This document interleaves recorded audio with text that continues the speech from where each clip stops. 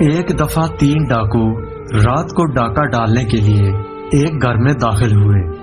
جب وہ اس گھر کے ایک کمرے میں داخل ہوئے تو وہاں 3 خوبصورت لڑکیاں سو رہی تھیں۔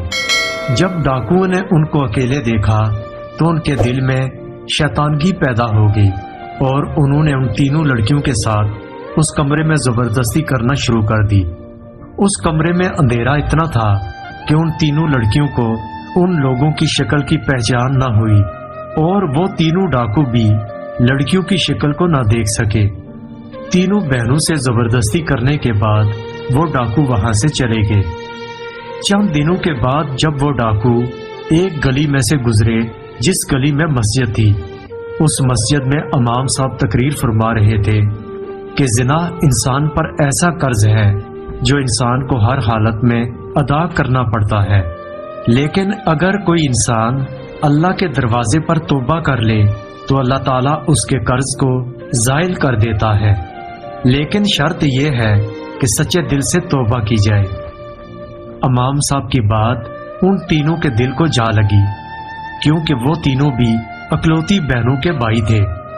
ان تینوں نے کہا، اگر ہماری بہنوں کو کسی غیر مرد نے ہاتھ بھی لگایا تو ہم اس کی جان نکال دیں گے۔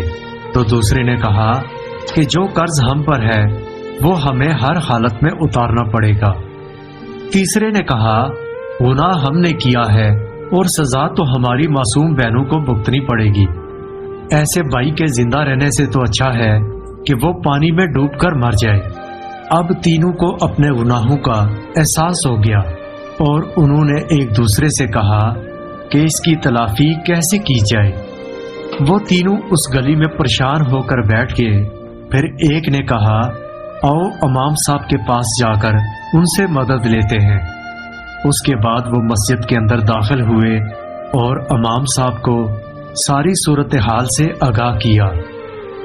امام صاحب نے کہا، میرا رب بڑا غفور الرحیم ہے، اگر وہ معاف کرنے پر آئے تو 100 قتل کرنے والوں کو بھی معاف کر دیتا ہے، لیکن اگر پکڑنے لگے تو ایک ریشم کے داغے جتنے گناہ سے بھی پکڑ لیتا ہے، لیکن اگر تم سچے دل سے اس کے دروازے پر توبہ کرتے ہو تو وہ تمہیں ضرور معاف کر دے گا، لیکن میرا رب اس وقت تک تمہیں معاف نہیں کرے گا جب تک وہ 3 لڑکیاں تمہیں معاف نہیں کریں گی۔ وہ تینوں ان لڑکیوں کی طرف چل پڑے۔ جب وہ تینوں ڈاکو وہاں گھر پہنچے تو انہوں نے دروازہ کھٹکھٹایا تو ایک بہن باہر آئی اور دروازہ کھولا۔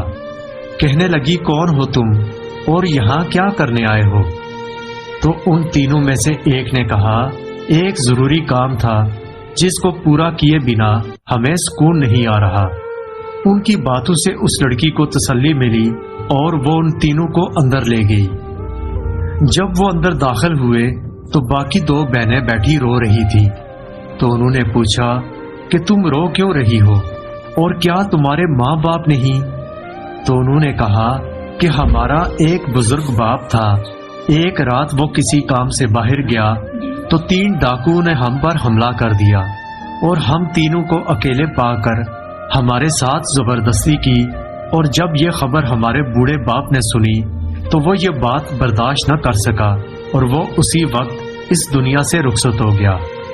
یہ سن کر ان تینوں میں سے ایک بولا کہ تم ان 3 آدمیوں کو جانتی ہو جنہوں نے تمہارے ساتھ یہ ظلم کیا؟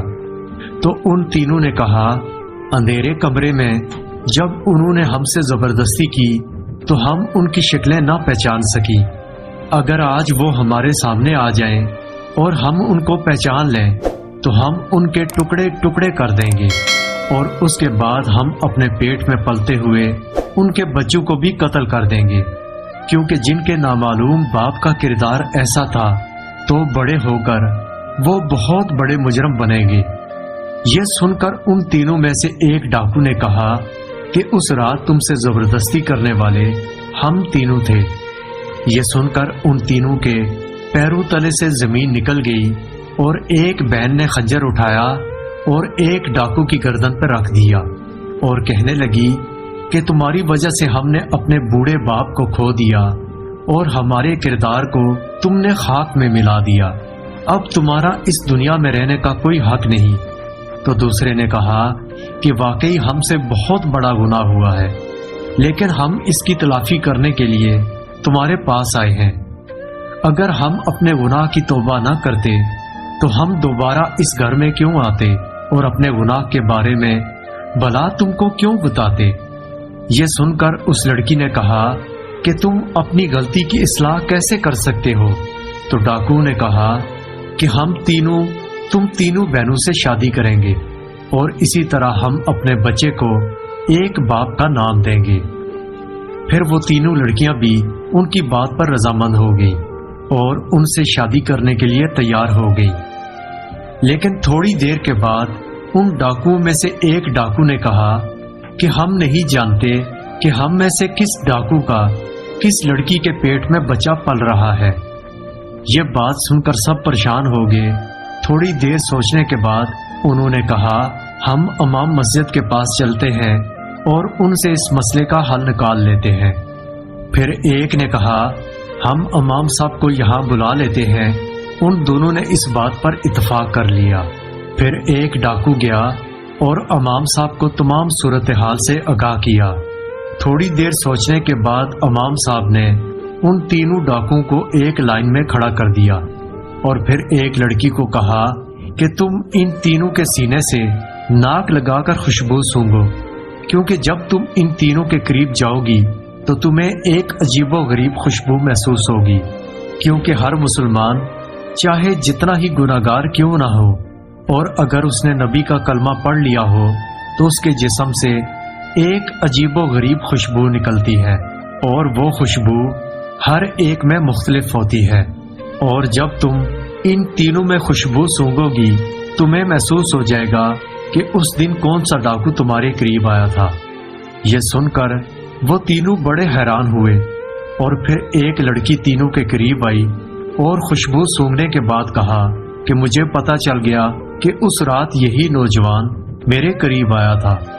پھر امام صاحب نے اس لڑکے اور لڑکی کو علیحدہ بٹھا دیا۔ پھر ایسے ہی کرتے ہوئے باقی لڑکیوں نے بھی ایسا ہی عمل کیا۔ امام صاحب کی عقل مندی کو دیکھ کر وہ تینوں بڑے متاثر ہوئے۔ پھر امام مسجد نے ان تینوں کا نکاح کروا دیا اور تینوں اپنی غلطی کی تلافی کر کے ہنسی خوشی زندگی گزارنے لگے۔ اور جب 1 سال کے بعد تینوں کے بچے پیدا ہوئے تو ان کی شکلیں اپنے اپنے باپ پر تھیں۔